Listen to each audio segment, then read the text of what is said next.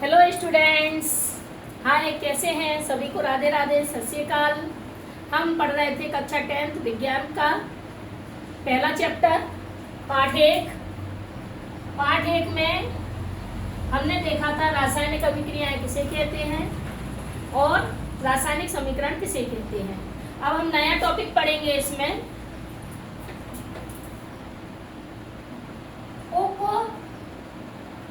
चयन अभिक्रियाएं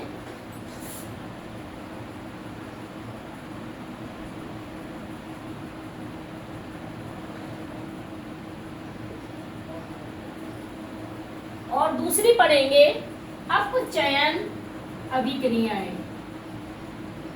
विज्ञान है 10वीं की पाठ 1, जिसमें हम रासायनिक अभिक्रियाओं के प्रकार पढ़ रहे थे।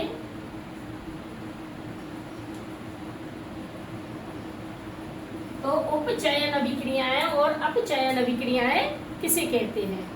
तो बच्चों ध्यान से सुनिए।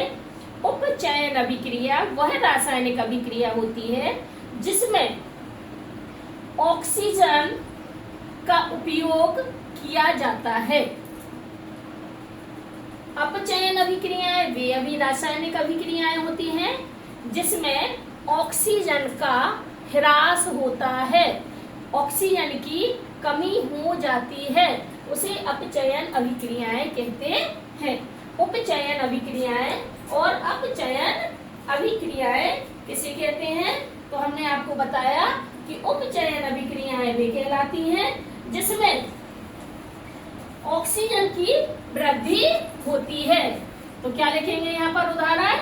यहाँ उदाहरण लिखेंगे 2Cu प्लस O2। यहाँ पे क्या हुआ? उपचयन हुआ। क्या हुआ? उपचयन हुआ, तो बन गया 2CuO, copper oxide.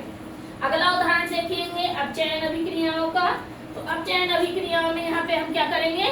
Copper oxide plus H2। यहाँ पर क्या करेंगे? उपचयन में यहाँ पे क्या होगा? तापन।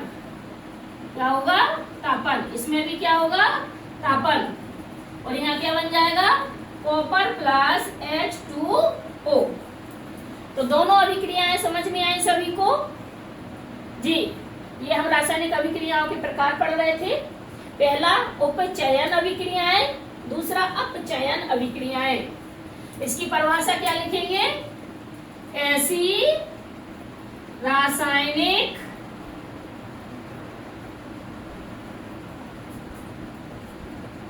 अभिक्रियाएं जिसमें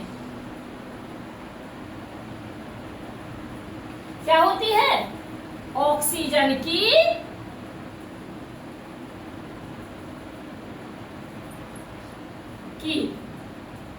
वृद्धि होती है, वृद्धि होती है, उसे हम क्या कहते हैं?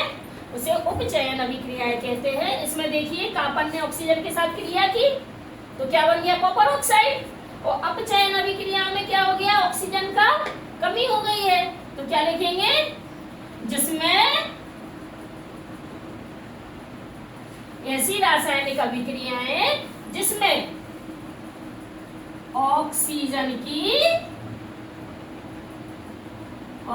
का ह्रास